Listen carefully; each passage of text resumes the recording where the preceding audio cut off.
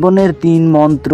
অতি আনন্দে কাউকে কথা দিও না, রাগের সময় উত্তর দিও না, দুঃখের সময় নির্ণয় করো না।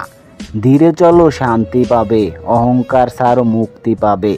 বিচার করো জ্ঞান পাবে, সেবা করো শান্তি পাবে। কখনো একা বসে নিজেকে একটা প্রশ্ন করো, তুমি মরে গেলে কার কি এসে যাবে?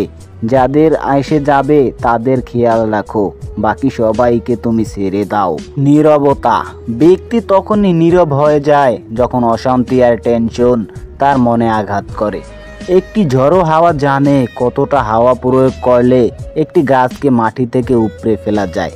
ঠিক তেমনি ব্যক্তির মন জানে কতটা আঘাত পেলে মানুষ নীরব হয়ে যায়।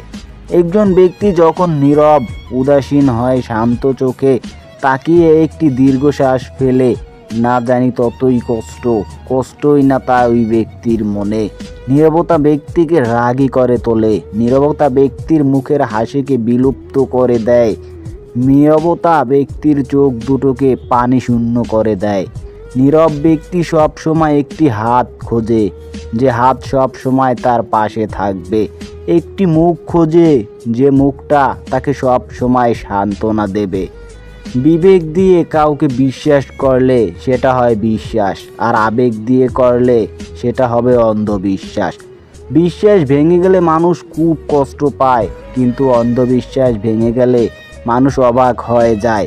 কিছু বলার ভাষাই হারিয়ে ফেলে, মানুষ যেন মেরুদণ্ডহীন প্রাণী হয়ে যায়, কষ্টে যেন সীমাহীন হয়ে যায়।